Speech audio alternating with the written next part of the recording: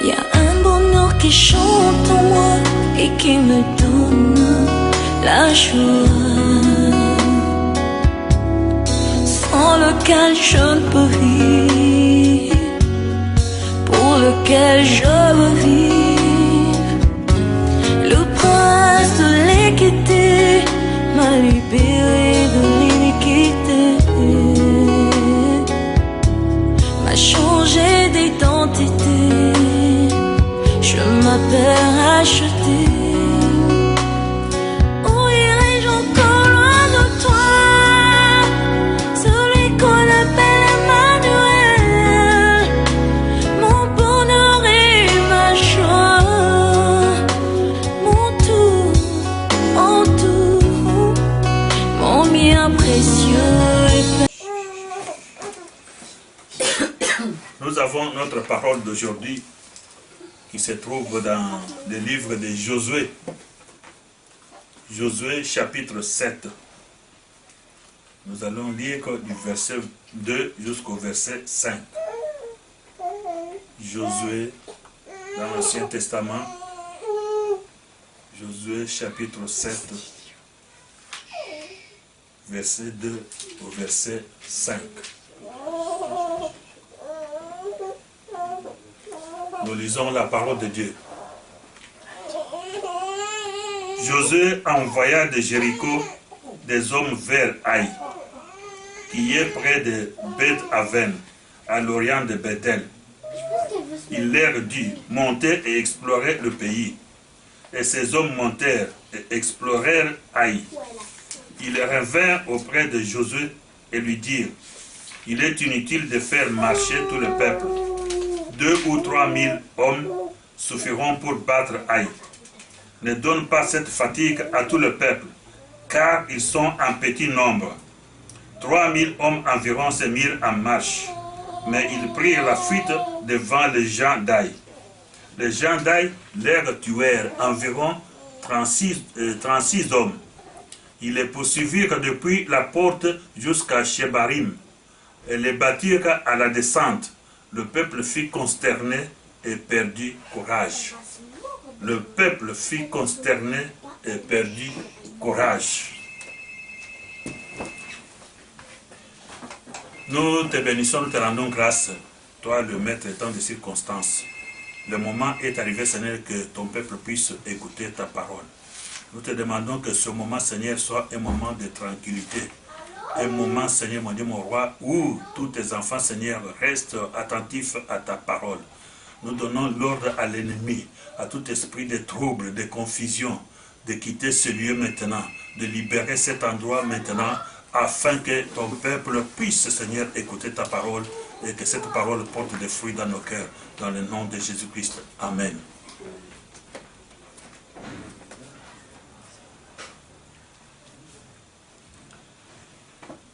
L'histoire que nous venons de lire, nous avons cité le nom d'un homme. Cet homme s'appelle Josué. Josué, c'est l'homme que Dieu avait désigné, avait donné à Moïse, que Moïse puisse le montrer au peuple d'Israël. Mais cet homme qui devait prendre la place de Moïse, c'est cet homme qui devait devenir le grand homme politique. Si nous pouvons dire dans les termes aujourd'hui, soit c'est lui qui devait prendre la place du roi d'Israël ou du président d'Israël. Et tout le peuple devait connaître Josué. Mais ce n'est pas au hasard que cet homme a été désigné par Dieu. Mais parce que Josué, c'est un homme qui avait marché avec Moïse quand ils étaient en Égypte.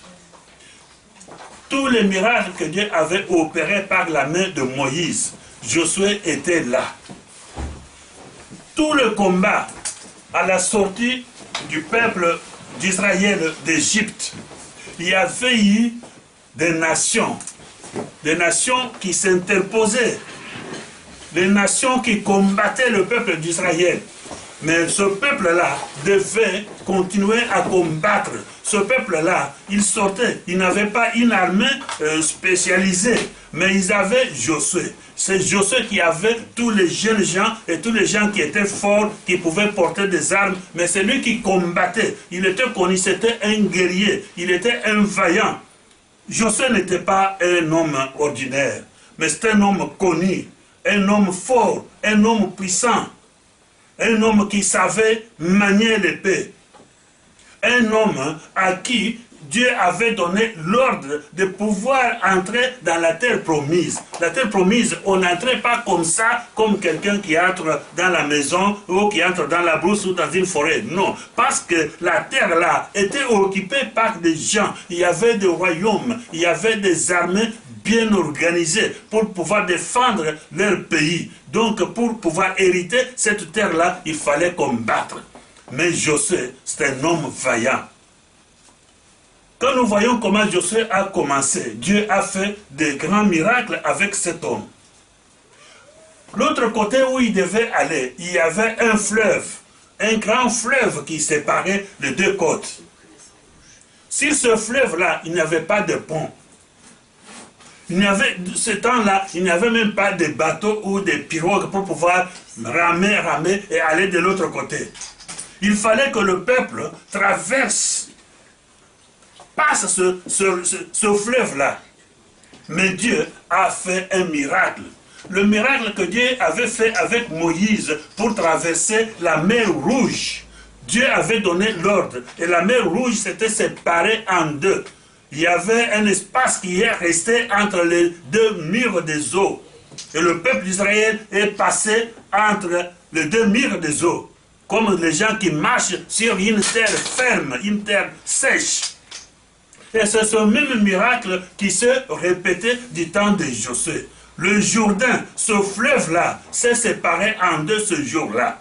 Et tous les guerriers, tous les enfants d'Israël qui étaient capables de combattre, qui étaient disposés à aller entrer dans la terre promise, ils sont passés là-bas avec l'arche de l'Éternel.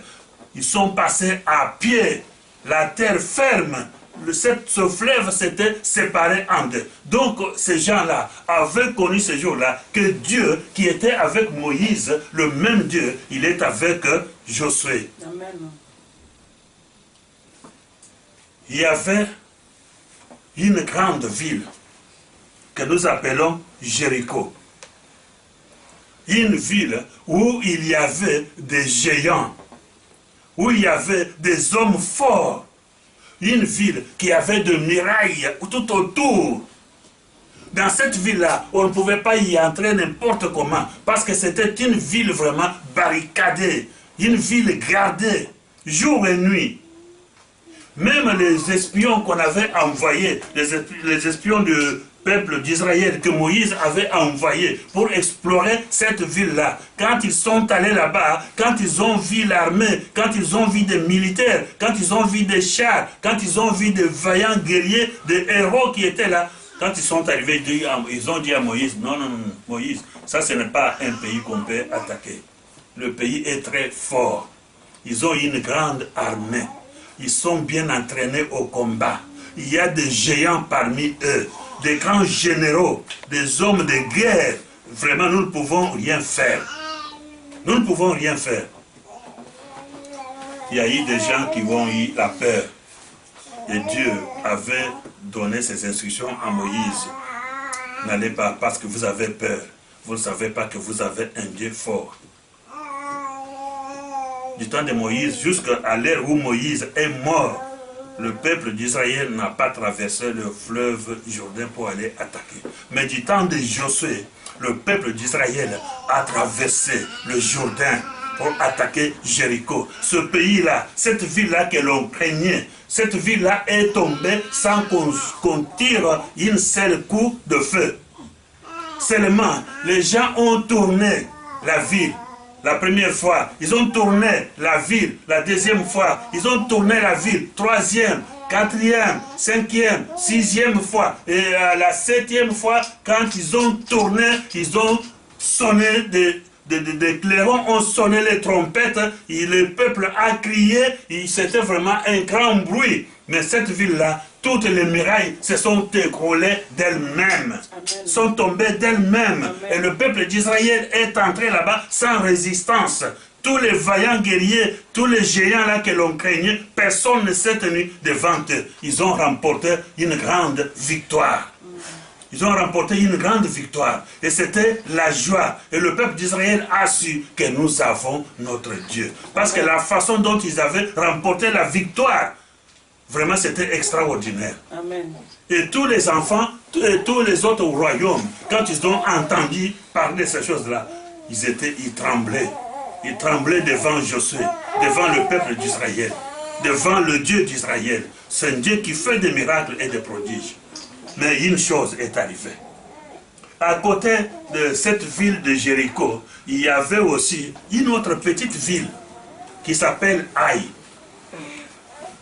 Après avoir conquis Jéricho, Josué a envoyé des gens pour aller explorer Haï.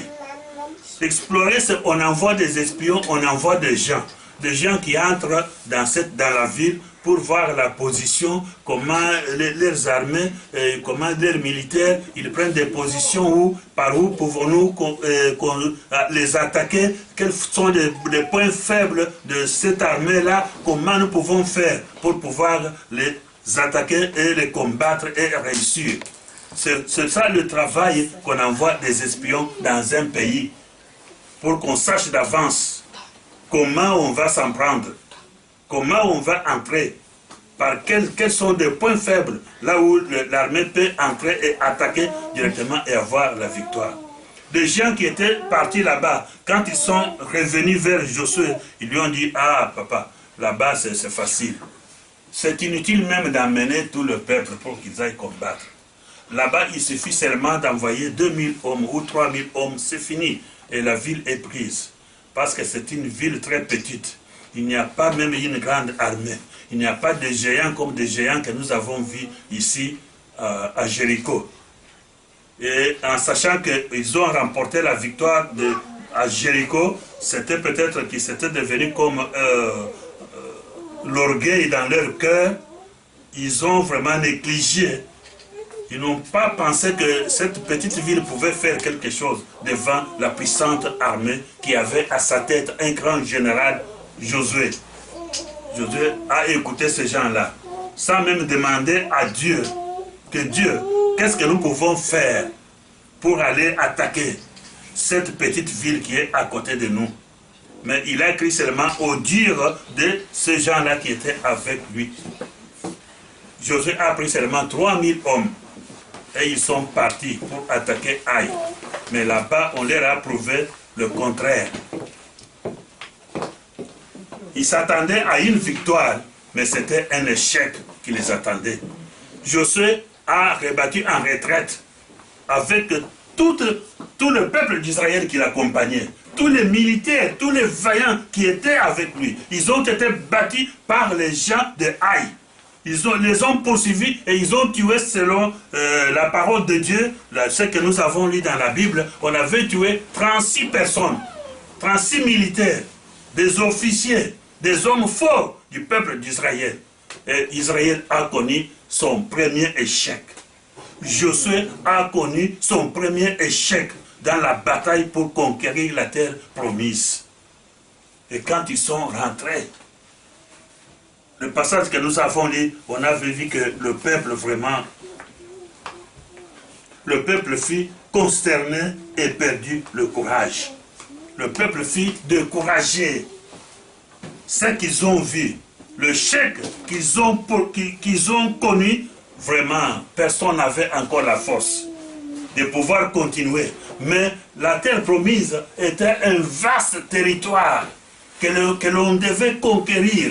Il devait avoir la force et la puissance et le courage de pouvoir combattre toutes les villes, combattre tous les royaumes qui occupaient ce terrain-là et le mettre en dépendance pour pouvoir occuper. Mais il n'y avait plus de force, il n'y avait plus d'espoir. À cause de cet échec, le peuple était devenu faible.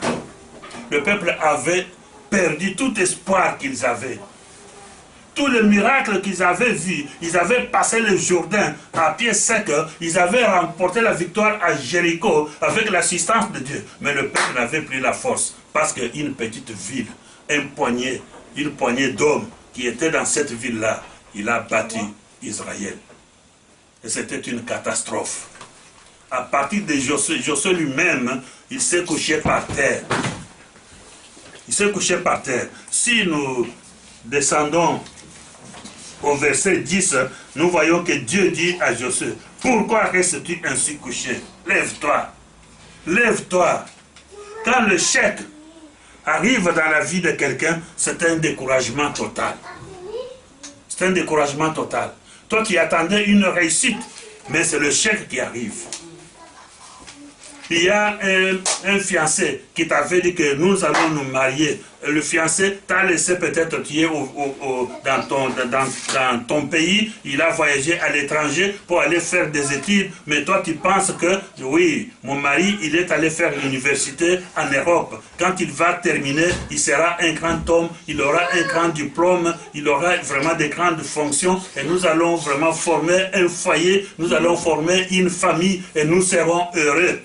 En dernière minute, tu apprends que le fiancé qui était parti là-bas, il ne tient plus à toi. Il s'est marié peut-être à une autre femme blanche. Voilà ce qu'il fait, voilà ce qu'il est devenu. Mais toi, là-bas, là où tu restes, tu es abattu. Donc, c'était un échec dans ta vie. Tous les projets que tu avais tombent en l'eau.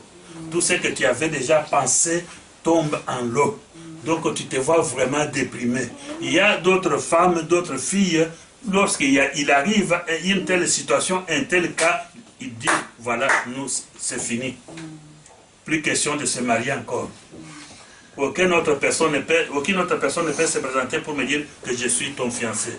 Parce que le fiancé m'avait trompé, m'avait humilié. Donc elle a perdu le goût du mariage. Non, je te dis, ma fille, lève-toi, lève-toi, parce que notre Dieu, c'est un Dieu qui fait des miracles. C'est un Dieu qui change l'histoire d'une personne. Toi, tu dis que c'est fini pour toi. Non, un échec n'est pas la fin du monde. Amen. Un échec n'est pas une fin pour toi. Amen. Voilà, on ne peut pas dire que ce sont seulement des novices, ce sont seulement des enfants. Mais cet homme qui avait échoué, c'est un grand général, un grand vaillant combattant, qui avait remporté des victoires dans beaucoup de guerres. Mais il a échoué. Amen. Mais Dieu le dit. Pourquoi restes-tu couché sur ton visage? Lève-toi. Dieu te dit aussi, toi, qui as été frappé, qui avait échoué quelque part, qui avait échoué quelque part dans ta vie, sache bien que Dieu ne t'a pas abandonné. Il ne t'abandonne pas, mais il te demande seulement, lève-toi. Lève-toi. Quand le peuple d'Israël est rentré, Josué a demandé à Dieu, pourquoi nous avons échoué? Pourquoi cette petite ville et cette petite armée nous a battus et nous a vaincus? Pourquoi? Quand nous descendons au verset 13, Dieu dit encore à Josué, lève-toi, lève-toi Josué et sanctifie le peuple. C'est là, quand Josué a sanctifié le peuple, il les a appelés par tribu, par famille, par maison, par homme. On avait trouvé qu'il y avait quelqu'un parmi le peuple d'Israël qui avait commis l'interdit, qui avait volé pendant la guerre, qui avait vu qu'il y avait des vêtements, des beaux vêtements, qui avait de l'argent qu'il avait pris, il est allé avec ces choses cachées dans sa tente. C'est ça qui était la cause de l'échec du peuple d'Israël pour la deuxième ville qu'il voulait conquérir, selon la parole de Dieu.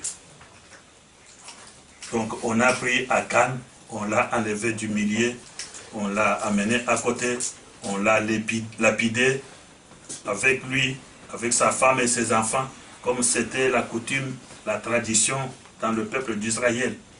On devait faire cela pour que quelqu'un d'autre ne puisse pas aller encore recommencer ce que l'autre avait fait. Vous voyez Akan, il avait volé. Dieu avait dit que tous les biens que vous ne prenez absolument rien.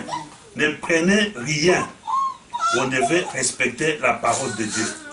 Mais vous avez vu comment on l'a traité. Si toi aussi tu vas faire de la même chose, tu seras traité de la même façon.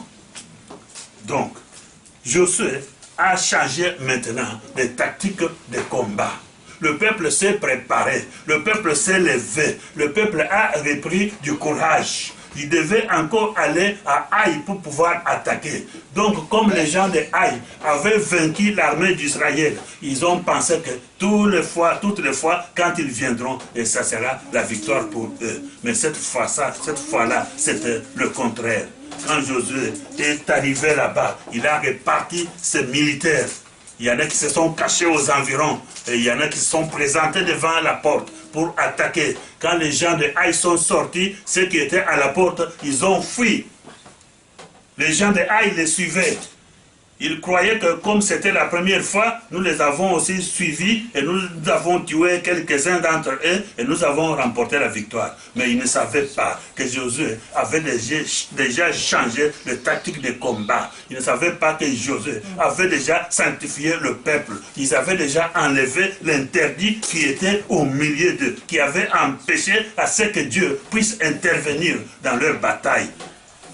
Mais cette fois-là, ceux qui suivaient les militaires qui étaient avec Josué, ils ont vu derrière eux qu'il y avait des fumées qui montaient. Les enfants d'Israël qui s'étaient cachés, ils sont allés brûler les maisons des gens de Haï. Ils sont entrés dans la ville, ils ont tout brûlé.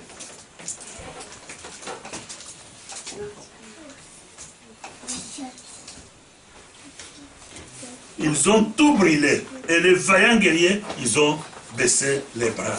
Et c'était une victoire pour les enfants d'Israël. Mais voici les gens qui avaient échoué hier, mais aujourd'hui, ils sont devenus des vainqueurs. Amen. Toi qui avais échoué hier, sache bien qu'aujourd'hui, tu vas remporter la victoire. Amen. Mais seulement cherche à savoir pourquoi tu avais échoué. Et corrige maintenant le tir, corrige maintenant ta façon de vivre, corrige maintenant ta façon de marcher, corrige maintenant et attache-toi à ton Dieu. Dieu n'est pas content de la mort d'un pécheur. Dieu ne veut pas que nous puissions échouer dans tout ce que nous faisons. Dieu a donné la terre à l'homme. Va, prospère, multipliez-vous. Faites tout ce que vous voulez sur la terre. La terre est à vous. Toutes les richesses de la terre sont à vous. Dieu l'a donné à tout le monde. Amen. Mais si vous échouez, ne dites pas que Dieu vous a abandonné. Amen. Ne dites pas que Dieu vous a abandonné. Dieu est avec vous et Dieu veut toujours vous sauver. Dieu veut que vous puissiez persévérer. Il y a beaucoup de vaillants guerriers, il y a beaucoup de grands serviteurs de Dieu qui sont tombés, mais qui se sont relevés encore et qui ont encore commencé la marche. C'est pourquoi nous allons voir sur cette liste, nous allons voir des hommes de Dieu qui avaient échoué et ceux qui sont revenus encore et qui ont remporté la victoire. Aujourd'hui, ils sont entrés dans les annales. Aujourd'hui, nous les prenons comme des héros, comme des vaillants qui ont servi l'Éternel Dieu. Dans le livre Le Premier Roi, on nous parle du prophète Élisée. Élisée, c'est un prophète qui avait pris la place du prophète Élie. Quand Dieu avait enlevé Élie dans le ciel, il lui avait donné l'ordre que tu vas oindre Élisée comme prophète à ta place. Quand Élisée est resté, il avait eu l'onction qui était en Élie. Vous savez comment il avait suivi Élie jusqu'au-delà du Jourdain, le Jourdain que Josué avait passé à pied. Quand ils sont arrivés là-bas, Élie a pris son manteau. Il a frappé les eaux du Jourdain et les eaux se sont séparées. Josué et Élie et Élisée sont passés sur la terre ferme entre les deux murs des eaux qui s'étaient formées. Le même miracle que Dieu avait fait avec Moïse, le même miracle que Dieu avait fait avec Josué, et le même miracle, Dieu le fait aussi avec Élie et Élisée. C'est que le miracle que Dieu avait fait des gens que nous lisons dans la Bible, Dieu peut le faire aussi avec toi. Sans doute, Dieu le fait aussi avec toi. Parce qu'il est le même Dieu, il ne change pas. Il reste toujours Dieu. Donc, il y a une histoire. Élisée, quand il marchait, quand il allait de ville en ville, de village en village, il y avait une femme. Cette femme n'était pas même israélite. C'était une femme sunamite. Cette femme avait vu que Élisée allait toujours aller. Non, elle s'est demandé, elle s'est dit en elle-même, il faut que je construise, que je mette une chambre à la disposition de cet homme de Dieu dans ma maison, afin que quand il vient chez nous, qu'il n'ait pas à aller par-ci par-là, ou rester dans le froid, ou rester dans la chaleur, mais qu'il ait dans ma maison une chambre qui lui est réservée. Dans cette chambre-là, il y avait des clés fermées. Donc il n'y avait que quand le prophète arrivait, on ouvrait la chambre, il entrait là-bas pour rester le temps qu'il voulait. Cette femme, quand Élisée arrivait chez elle toujours, Élisée avait son serviteur Géasi. Élisée a demandé un jour à Géasi, mais qu'est-ce que je peux faire?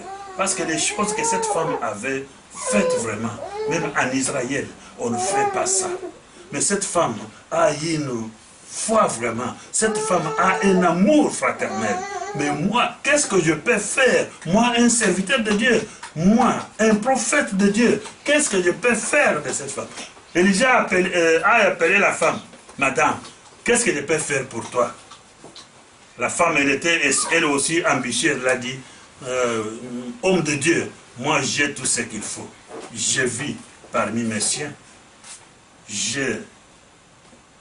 Dans ma maison, j'ai la nourriture, j'ai des provisions, j'ai mon mari. Mon mari a une entreprise. Nous avons des ouvriers, nous avons des travailleurs. Nous sommes bien, nous menons bien notre vie. Nous n'avons pas à nous inquiéter. L'homme de Dieu se demandait toujours, mais qu'est-ce que je peux faire? Et Géasi a dit à l'homme de Dieu, maître, chaque fois que nous venons ici, bien sûr, nous voyons la dame, nous voyons son mari, nous voyons les ouvriers, nous voyons les travailleurs, mais on n'a jamais vu un enfant venir nous accueillir dans cette maison. Dans cette maison, il n'y a que cette femme et son mari. Dans cette maison, il n'y a pas des enfants, il n'y a aucun enfant. Ah, l'homme de Dieu a dit, oh, c'est vrai. Donc la femme et son mari étaient stériles. Ils n'avaient jamais mis au monde. La femme était déjà avancée en âge. Ah, donc, elle savait que oui, c'est normal. Même si je n'ai pas d'enfant, ça va. Elle ne s'inquiétait pas. Mais je ne sais pas si intérieurement, comme elle n'avait pas d'enfant, elle avait toujours des soucis. Il y a d'autres gens qui savent garder leurs soucis. Quand vous les regardez, vous ne pouvez pas savoir. Mais réellement, ils ont des soucis, ils ont des problèmes, ils ont des difficultés, mais ils ne les montrent pas aux yeux d'autres personnes. Donc, Élisée a prié pour cette femme-là, et cette femme-là est tombée enceinte, et cette femme-là a mis au monde un garçon. Et cet enfant-là a grandi, il est devenu un grand garçon. On l'a envoyé, donc c'était vraiment, la joie a changé dans cette maison-là. L'ambiance a changé dans cette maison-là, parce que maintenant, ils avaient un héritier. Quelqu'un qui pouvait prendre des choses à main après la mort de leur père. Donc, les projets de cette femme-là avaient changé. Les projets de cet homme-là avaient changé. Tout, ils avaient mis leur espoir dans leur enfant. Ils savaient que maintenant, ce n'est pas un ouvrier, ce n'est pas un travailleur d'autre qui va hériter nos biens. Nous avons déjà maintenant un héritier. Mais un jour, cet enfant-là est allé vers son père. Il dit, papa, j'ai mal à la tête. Papa, j'ai mal à la tête. Mais comme son père avait beaucoup d'occupations, avait beaucoup de choses à faire, il a ordonné à ce qu'on puisse amener l'enfant chez la maman. On a amené l'enfant chez sa maman. La maman est entrée avec l'enfant dans la maison. L'enfant dit, maman, je suis malade, maman, mal à la tête, mal à la tête, mal à la tête. À un moment donné, l'enfant est mort. Complètement. L'enfant est mort. La maman ne savait pas quoi faire. Qu'est-ce qui m'arrive maintenant? Cet acte, c'était un échec dans la vie de cette femme. Tous les projets qu'elle avait déjà faits pour son enfant sont tombés dans l'eau. Elle croyait qu'on avait déjà un héritier. Maintenant, c'était fini. Nous sommes déjà vieux, moi et mon mari. Et quand nous allons mourir maintenant, qui va prendre nos biens? Maintenant, ce sont ces étrangers que nous avons engagés qui vont distribuer, qui vont dilapider tous nos biens. Mais la femme, comme elle était sage, comme cette femme-là, quand elle avait des problèmes, personne ne pouvait le savoir. Elle est entrée dans la chambre qu'elle avait réservée pour le prophète. Elle a ouvert la chambre, elle a pris son enfant, elle l'a mis sur le lit sur lequel dormait le prophète Élisée. Elle a fermé la porte derrière elle. Elle est sortie, elle a demandé à ses ouvriers de pouvoir préparer un mulet ou un cheval. Elle devait partir. Son mari lui demande, mais où tu vas? Oh, je vais voir l'homme de Dieu. Mais comment? Ce n'est pas le sabbat. Hein? Ce n'est pas la nouvelle nuit. Il n'y a pas une occasion que tu peux aller voir l'homme de Dieu. Pourquoi tu veux aller là-bas aujourd'hui? La femme n'avait même pas dit à son mari que notre enfant est mort. Elle a dit, non, tout va bien, je vais seulement voir l'homme de Dieu. Et là, on a préparé le cheval, on a mis des provisions, tout ce qu'on pouvait faire quand quelqu'un va en voyage. La femme est allée vers le prophète Élisée. De loin, le prophète a vu la femme. Il a dit à son serviteur, cette femme-là qui vient, c'est la Sunamite. C'est cette femme-là qui nous accueille chez elle. Quel problème y a-t-il aujourd'hui? Pourquoi elle doit venir? Il n'y a pas de fête, ce n'est pas le sabbat. Il n'y a même pas eu de convocation. Mais pourquoi elle vient vers nous? Il a envoyé son ouvrier, son serviteur. Allez vite, allez lui demander. Celui-là a couru vite, comme un homme doit courir, qui exécute l'ordre de son maître. Donc il est parti, il a rencontré la dame. Madame, est-ce que tout va bien? Oh, tout va bien. La dame a montré la joie, de sourire. Je vais seulement voir l'homme de Dieu. Tout va bien. Et l'homme est rentré pour dire à Élisée, non, il n'y a rien. Elle dit tout simplement qu'elle vient te voir. Il est gentil, elle est vraiment joyeuse.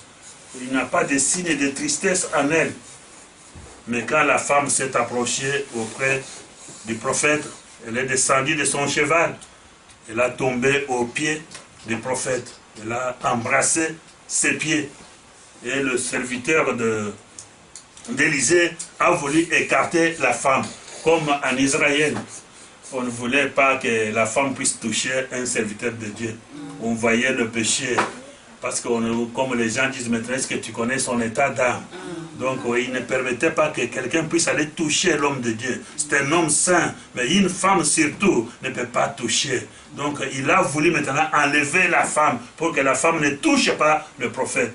L'homme de Dieu qui lui dit, laisse, cette femme a un cœur brisé, elle est blessée dans son cœur, mais Dieu ne me l'avait pas montré et maintenant il me montre. Et la femme dit au prophète, moi, qu'est-ce que quand tu es venu chez moi, est-ce que je t'avais demandé quelque chose? Je t'avais demandé que tu puisses prier à ton Dieu qu'il me donne un enfant. Et maintenant, l'enfant que tu m'as donné, l'enfant est mort. Tu vois comment tu as blessé mon cœur. Moi, j'étais déjà habitué à ma stérilité. Je ne désirais rien, je t'avais demandé rien. Mais voilà ce que tu m'as fait maintenant. La plaie, les douleurs que j'ai maintenant sont plus vraiment, plus que des douleurs que j'avais quand je n'avais pas mis au monde. Rendez-vous compte, une femme qui était stérile, mais qui vient de mettre au monde un enfant. Donc tout son amour est pour cet enfant-là. Tout ce qu'elle fait, c'est pour cet enfant-là. Même dans nos villages, si tu tapes un tel enfant, sache bien que tu as affaire à cette maman-là. Si elle est une sorcière, la nuit, tu ne dormiras pas. Si elle a une femme qui a de l'argent, il peut aller cautionner, payer des gendarmes, payer des policiers pour qu'on puisse te mettre en prison, pour qu'on puisse te châtier, afin que tu ne puisses pas revenir encore. Même s'il ne va pas vers les militaires et les policiers, il peut même aller soudoyer les bandits.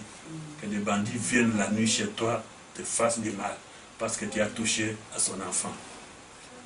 Élisée, qui entend ça, la femme avait déjà échoué, mais Élisée donne maintenant son bâton à son serviteur. Va vite chez la femme dans la maison et met ce bâton sur l'enfant.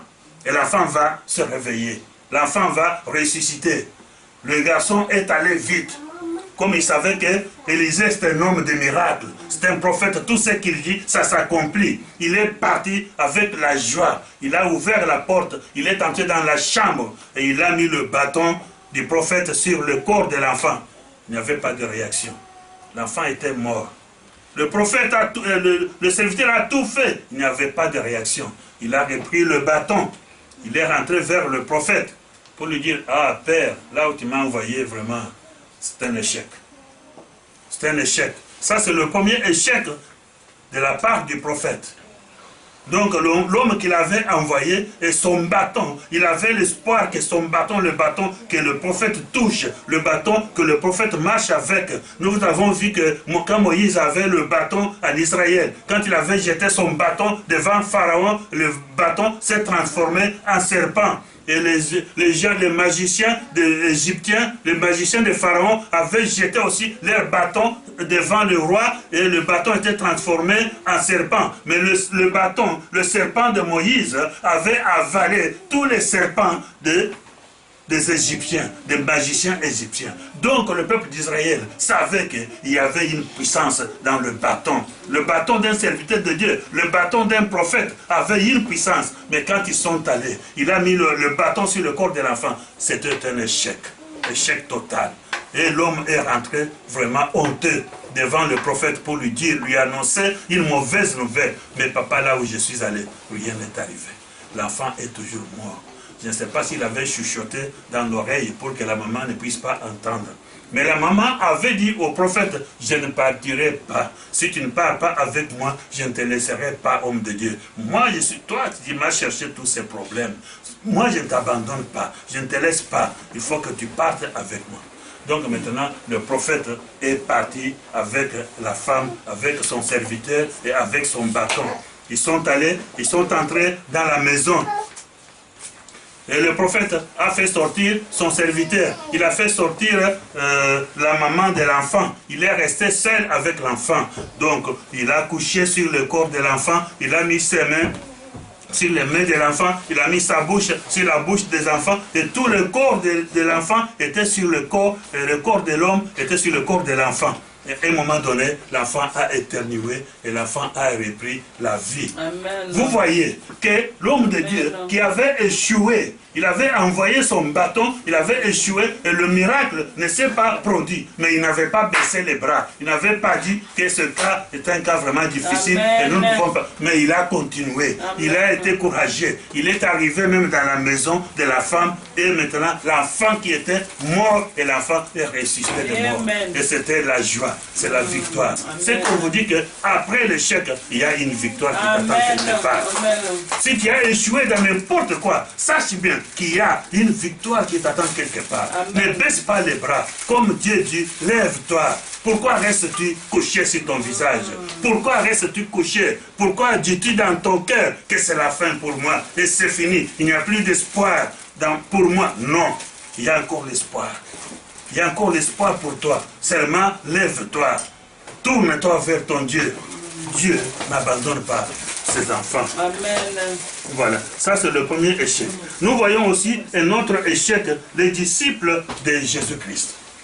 Ces disciples à qui Jésus avait donné le pouvoir de chasser les mauvais esprits, de guérir toutes sortes de maladies. Quand ils étaient partis, ils avaient fait ces miracles, ils avaient chassé le démon, ils avaient guéri des malades. Et à leur retour, ils ont dit au Seigneur, voilà, Maître, là où nous sommes allés, même les mauvais esprits sortaient. Même les malades que nous touchions, ils étaient guéris. Vraiment, il y avait des miracles. On ne peut pas, nous sommes joyeux.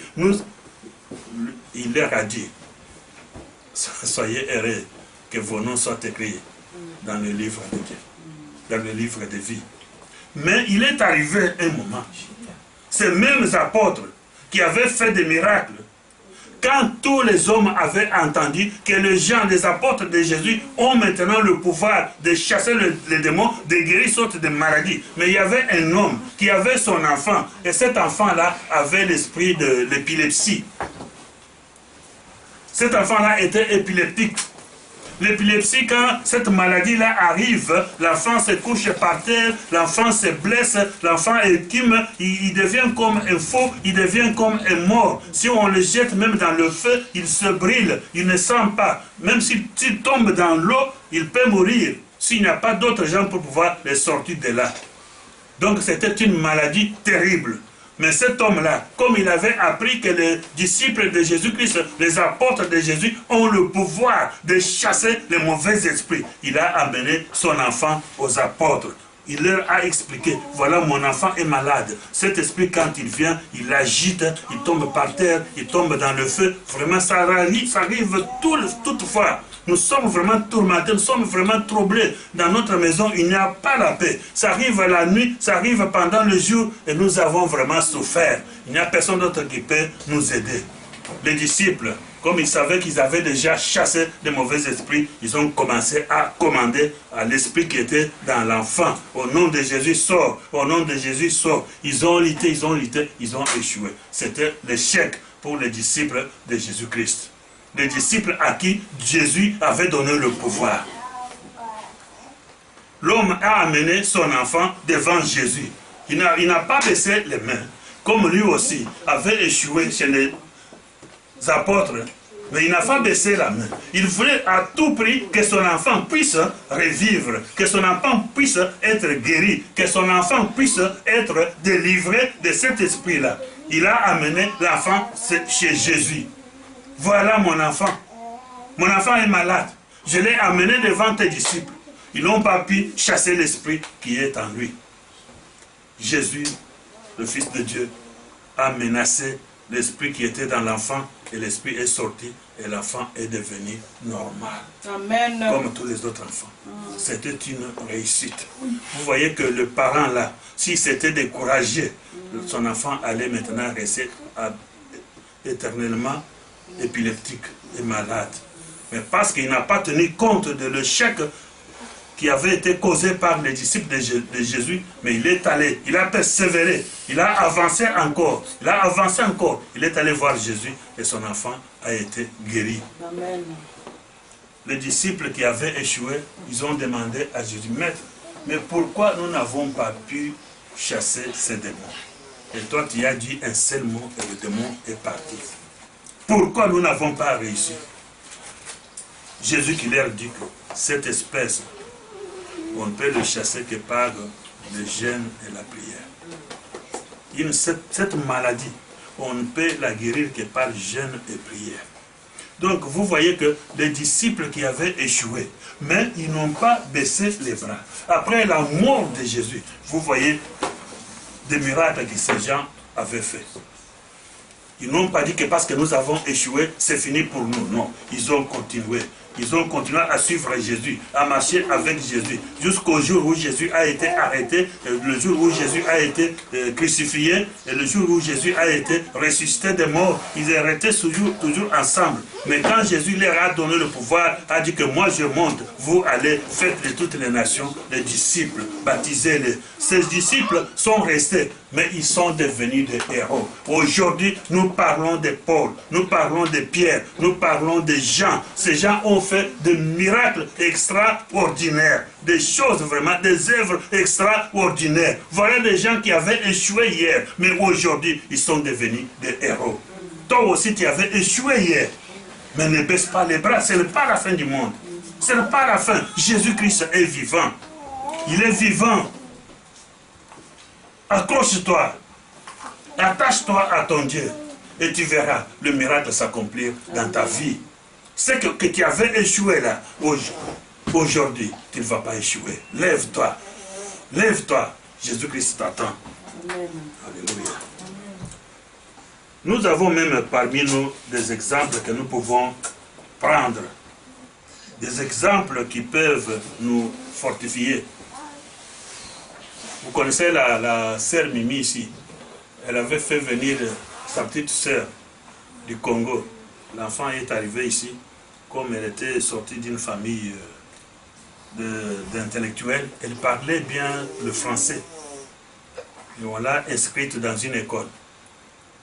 Mais dans cette école-là où on l'avait inscrite à la fin de l'année, nous sommes allés avec sa sœur pour pouvoir prendre son bulletin et voir comment elle avait travaillé. Est-ce qu'elle allait passer dans une classe supérieure ou pas?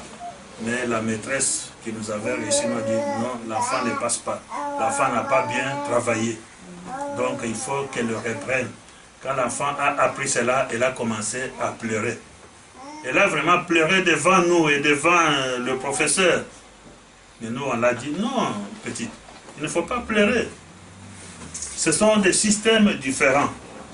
On ne dit pas que tu n'es pas intelligente. Tu es intelligent, mais le système est différent du système de chez nous. Tu n'as pas pu maîtriser. Les enfants qui étudient ici, ce n'est pas de la même façon que les enfants qui étudient chez nous. Ici, c'est autre chose. Mais il faut que tu acceptes que tu reprennes l'année. Je crois qu'il y a des gens du monde qui disent qu'il faut reculer pour bien sauter. Accepte. On a donné des paroles, on a donné des conseils. Non, ne pleure pas. Sois vraiment forte. Tu es intelligente. Mais seulement, c'est le système. Fais tout. Il y a même des gens qui ont terminé l'université chez nous qui ont des diplômes. Mais quand ils arrivent ici, pour pouvoir continuer encore les études, pour préparer même le doctorat, on les envoie encore peut-être une année après. Derrière, on les recule pour qu'ils puissent maintenant maîtriser le système d'ici. Donc, l'enfant est resté, mais cette année-ci, elle a bien étudié, elle a fait des efforts, mais quand nous sommes allés, on a dit que l'enfant a bien étudié, elle passe dans la classe supérieure. Vous voyez qu'une enfant qui avait eu l'échec, si elle avait dit, même sa sœur, si elle avait dit, mon comme tu as échoué, c'est fini. Toi, tu n'as plus de place, tu n'es pas intelligente. Si on avait commencé à prononcer des paroles qui affaiblissent, des paroles qui découragent, l'enfant allait se décourager. Mais on a donné vraiment des conseils, des paroles qui fortifient, des paroles qui consolent. Mais elle a fait ses efforts et maintenant elle a obtenu ce qu'elle voulait. Et quand nous sommes allés, le professeur a dit, oh, cette fois-ci, ça y est. Cette fois-ci, elle a bien travaillé et elle monte dans la classe supérieure. Et c'était la joie. Évidemment, ça peut être une affaire banale, mais c'est une affaire. Vraiment, c'est un progrès dans la vie de tout un chacun, dans la vie de cette fille. Un moment, quand elle sera grande, elle dira, quand j'étais arrivé ici en Europe, j'avais échoué la première année, mais je n'avais pas baissé les bras. Elle peut même raconter ça à ses enfants. Si elle a un enfant qui a échoué à l'école, non, ne te décourage pas. Continue, continue, sois fort. Voilà ce qui m'était arrivé. Voilà ce que j'avais fait après. Donc, ce sont des exemples qui peuvent nous fortifier. Ma femme ici, elle s'était inscrite, elle suivait les cours d'aide-soignante. Mais toutes les femmes qui étaient avec elle, tous les étudiants qui étaient avec elle, avaient réussi. Mais elle avait échoué. La première année, elle avait échoué. Pourquoi? Parce qu'elle était intervenue dans un problème qui concernait un professeur avec une étudiante. Comme les blancs ici, ils prennent des noirs comme des idiots, comme des bêtes. Donc, mais elle n'a pas supporté les caprices de cette femme-là, de ce professeur-là, tout ce qu'elle disait à l'autre. Mais l'autre femme était timide, elle ne pouvait pas parler, elle manquait même d'arguments. Mais comme elle a toujours d'arguments qu'il faut, donc elle a parlé avec autorité au professeur. Mais celui-là avait trouvé qu'il n'était pas content. Pourquoi elle devait intervenir? Mais elle avait vu, mais comme on traite une noire comme ça, c'est qu'on peut aussi me traiter moi aussi. Elle avait défendu sa compatriote, mais ça lui a coûté la vie, ça lui a coûté son diplôme. Donc, toutes les autres femmes qui avaient étudié avec elle venaient vers elle. Il y en avait même qui se lamentaient, mais elle donnait vraiment d'arguments d'espoir. Non, ne vous lamentez pas, je vais réussir. Je vais encore recommencer, je vais encore étudier. Non, ne vous faites pas de la peine. Ce sont des choses qui arrivent, mais coûte que coûte, je vais réussir. Donc les femmes-là, ils lui disaient, mais voilà, c'est nous qui devrions venir pour pouvoir t'encourager, mais c'est toi la victime, c'est toi qui nous encourage. Mais à la fin de l'année, elle a bien travaillé, mais elle a eu maintenant son diplôme, elle travaille comme aide-soignante. Donc elle n'avait pas baissé les bras pour dire que voilà, comme ce professeur-là m'avait fait ceci, m'avait fait cela, je quitte cette école-là ou bien j'abandonne la formation. Non, il faut persister, même s'il y a un échec dans ta vie. Lève-toi. Lève-toi et va toujours de l'avant. Tu vas réussir. Change seulement de tactique. Cherche à savoir pourquoi tu n'avais pas réussi.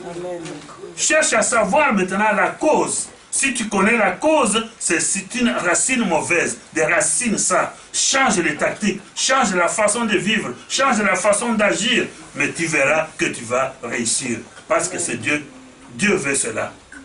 Dieu veut cela. Il ne nous abandonne pas. Il y a aussi l'exemple. Hier, le vendredi, nous avions reçu un pasteur ici. Je crois que je t'avais parlé de pasteur Kabou, celui qui était venu de Montréal. Mais cet homme de Dieu, oui. Aïe, aïe, aïe. Ça, excuse-nous. Mais il était venu comme on l'attendait. Lui, il avait, à l'hôtel où il était, il avait changé la chambre. Enfin, il avait même changé d'hôtel. Mais quand on l'appelait, on ne parvenait pas à l'avoir au bout du téléphone. Donc c'est vendredi même qu'il nous a appelés pour nous dire que voilà, j'avais changé d'hôtel et voilà, maintenant je suis dans un autre hôtel. Si vous voulez venir me chercher, venez, n'allez pas à l'ancienne adresse, mais viens maintenant à la nouvelle adresse. Donc c'était vraiment, c'est pourquoi on n'a pas voulu, on n'a pas pu t'avertir. Parce qu'il a fallu qu'on t'avertisse avant pour que tu puisses prendre tes dispositions, voir dans tes programmes, même tous les autres, voir dans leurs programmes pour pouvoir disposer un temps de venir ici pour accueillir l'homme de Dieu. Mais il était venu. Ce que je vais vous dire, que cet homme, c'est un homme que nous avons connu à Kinshasa.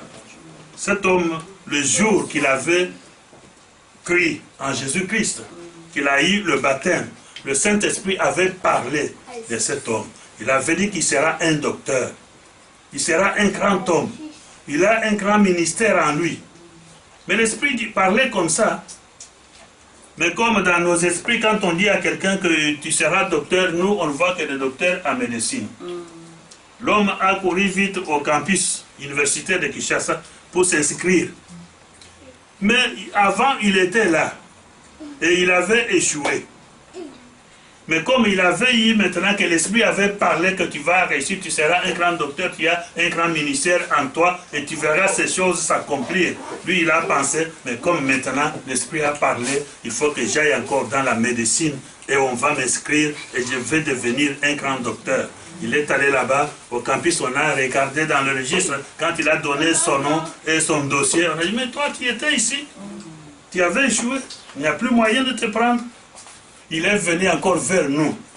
Qu'est-ce que Dieu avait dit? Mais Dieu avait dit, mon frère, mais nous ne savons absolument rien. Si Dieu a dit, et cette chose s'accomplira. Mais nous ne savons pas de quelle manière et de quelle façon ça va s'accomplir. L'homme est resté, il était un simple maître à l'école primaire. Il est resté, mais à un moment donné, après un certain temps, il a eu des échos qu'on prenait, qu'on cherchait des étudiants à la faculté de théologie de Bangui, en Centrafrique. Il a constitué son dossier, il l'a envoyé là-bas et on l'a accepté. Il est parti avec sa femme et ses enfants. L'homme a suivi les cours de théologie là-bas. Il a terminé avec une grande distinction. Terminé avec une grande distinction.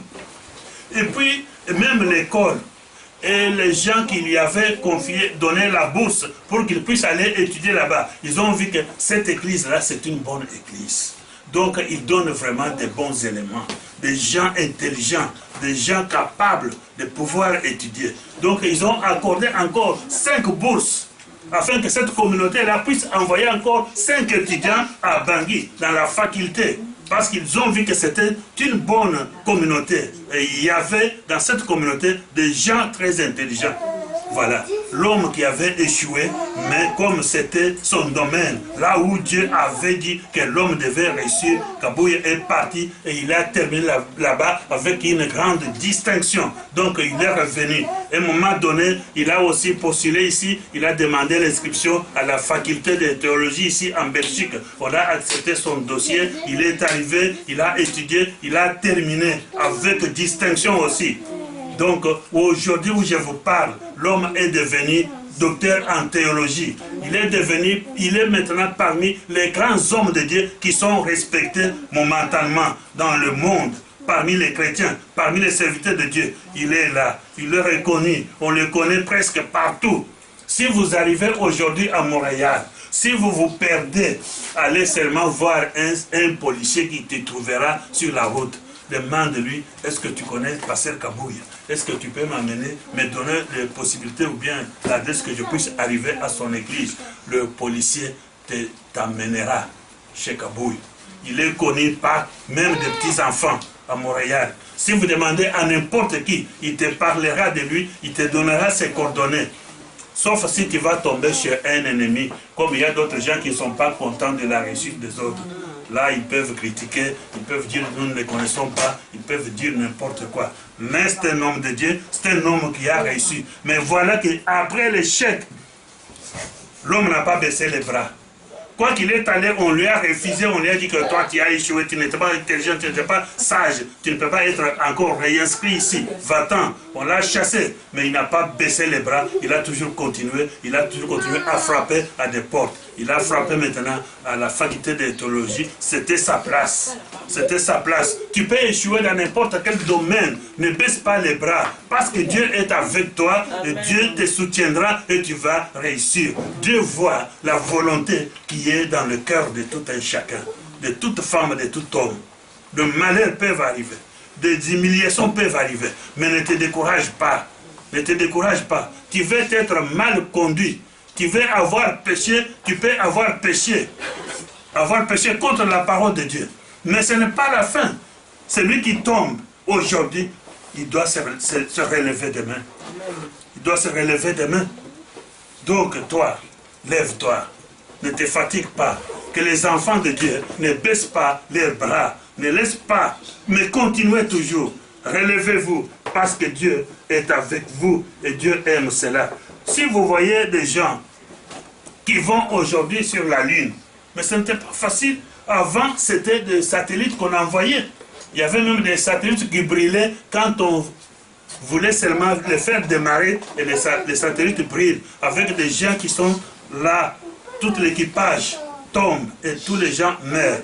Mais ces gens-là, les scientifiques, ne se sont pas découragés. Malgré qu'il y avait des morts, ils ont toujours continué à faire des recherches. Comment nous devons arriver sur la ligne? Comment l'homme peut arriver sur la ligne? Et finalement, après beaucoup d'échecs, après beaucoup d'essais qui n'avaient pas réussi, mais l'homme est arrivé sur la ligne. Parce que ces gens-là n'avaient pas baissé les bras. Ils ont toujours continué. Mais c'est pourquoi je vous dis, vous aussi, continuez. Vous avez été quelque part. Vous avez échoué quelque part. Ce n'est pas la fin. Continue toujours. Lève-toi. Confie-toi à ton Dieu. Notre Dieu veut avoir notre cœur. Notre Dieu, c'est un Dieu plein de compassion et plein d'amour. C'est un Dieu qui est venu pour sauver ceux qui étaient perdus. C'est un Dieu qui donne même son corps pour être crucifié pour vous, afin que vous ayez la joie. Ne baissez pas les bras à cause d'échecs. À cause d'échecs. Voyons cet homme que nous appelons aujourd'hui Nelson Mandela. Mandela avait commencé à demander la liberté pour le peuple sud-africain, l'indépendance pour le peuple sud-africain. Le peuple noir en Sud-Afrique était considéré comme des bêtes, n'avait pas de place, ne pouvait pas entrer dans les mêmes hôtels avec des blancs, ne pouvait pas habiter dans les mêmes quartiers avec des blancs. Si vous allez en Afrique du Sud, vous trouverez des villes bien construites avec des bâtiments, avec tout ce qu'il faut. Mais quand vous allez dans les bidons, ce sont des villes qui étaient réservées aux Noirs. Mandela n'était pas content. Mandela n'était pas content. Mais il est arrivé même un moment qu'il a été arrêté, emprisonné. Pour nous, on pouvait dire que c'était un échec. C'était un échec pour lui. On l'a mis de prison en prison plusieurs années. On l'a condamné. Mais l'homme n'avait pas baissé les bras. Il continuait toujours son combat. Il continuait toujours à combattre contre des Blancs afin d'obtenir l'indépendance, la liberté pour le peuple africain. Donc l'homme a réussi. L'homme qui avait échoué pendant des années et des années, un jour, il a vu qu'on ouvre le cachot. On lui dit, Monsieur Mandela, tu es libre et tu peux sortir. Tu peux aller dans ton pays, tu peux aller dans ta ville. Et tu es libre de faire ta politique. l'homme qui avait échoué. Mais il a persévéré, il a persévéré. Aujourd'hui, Mandela est arrivé, même le premier noir à être président de la République en Afrique du Sud. Parce qu'il avait persévéré, il n'avait pas baissé les bras. Malgré qu'on l'avait battu, qu'on l'avait enchaîné, qu'on l'avait traité comme une bête, qu'on l'avait isolé. Il était seul dans le cachot. Il ne voyait pas d'autres gens. Il ne voyait pas sa femme. Il ne voyait pas ses enfants. Même sa femme était maltraitée. Ses enfants maltraités. Mais il n'avait pas baissé les bras. Il avait toujours continué. C'est pourquoi nous vous disons, continuez. Levez-vous. Vous qui avez été blessé quelque part. Vous qui avez échoué quelque part. Levez-vous. Dieu est avec vous. Et Dieu est vivant. Et il ne vous abandonne pas. Si nous voyons même les enfants, nos enfants ici, quand les enfants est né, bébé, quand ils commencent à marcher, ce n'est pas directement qu'ils commencent vite à marcher, non. Ils commencent par un pas, ils tombent, un pas, il se relève, il tombe, il se relève, il tombe, et aujourd'hui, il marche, il parvient à courir. Et aujourd'hui, nous voyons même, quand nous voyons dans les Jeux olympiques, il y en a d'autres qu'on surnomme l'homme le plus rapide du monde. Mais cet homme avait commencé comme un enfant. Cet homme tombait. Il apprenait à marcher. Il apprenait à courir. Mais il est devenu maintenant un champion. Parce qu'il n'avait pas baissé les bras. Si le monde entier avait baissé les bras, tous les enfants du monde entier avaient baissé les bras, parce que nous tombons quand nous voulons marcher, il ne pouvait y avoir personne sur la terre. Donc, soyons forts. Si tu avais tombé, si tu avais échoué quelque part, mais tu ne vas pas continuer à échouer. Ce n'est pas tous les jours que tu vas échouer. Persévère, va toujours de l'avant, relève-toi, mais cherche d'abord à savoir pourquoi, comme des disciples ont demandé à Jésus, pourquoi nous n'avons pas pu chasser ce démon. Mais ils étaient devenus maintenant des champions, des jeunes, des champions de prière, et tout était facile pour eux. Ils ont remporté la victoire. Nous aussi, nous allons remporter la victoire. L'Église va remporter la victoire. Amen. Nous pouvons aller, même aller prêcher. Vous prêchez, vous amenez la bonne nouvelle. Vous ne gagnez aucune âme. Tout homme, toute femme que vous contactez, personne ne vous écoute, personne n'arrive, personne ne vient avec toi. Mais ne baisse pas les bras. Continue toujours à parler, continue toujours à travailler. Un jour, tu vas jeter le filet. Un jour, tu vas capturer des poissons. Tu vas amener des âmes vers Jésus-Christ. Ne vous dérangez pas, ne vous fatiguez pas, mais Dieu est avec vous. C'est qu'il faut persévérer. Il faut persévérer. L'échec n'est pas la fin de toutes choses. L'échec, des fois, l'échec donne la force, donne la puissance. Les gens du monde disent qu'il faut se perdre pour connaître une ville. Tu arrives dans une ville, pour arriver dans une adresse, tu tâtonnes, tu te perds, mais tu cherches, et tu reconnais et tu arrives. Mais si tu n'étais pas perdu, tu n'avais pas fait cet effort-là. Donc faites un effort. Levez-vous. Qu'est-ce qui vous a touché? Qu'est-ce qui vous a tourmenté? Levez-vous. Dieu est vivant. Dieu est avec nous. Dieu veut des héros. Il n'y a aucune personne qui naît dans ce monde héros. On voit que seulement cet homme ou cette femme est une héroïne à des actes qu'elle pose. Elle persévère, elle va de l'avant, elle remporte la victoire. Et maintenant on dit que cet homme est héros et cette femme est une héroïne. Vous aussi, vous les femmes chrétiennes, vous êtes des femmes héroïnes. Les hommes chrétiens, vous êtes des héros. Levez-vous, allez de l'avant.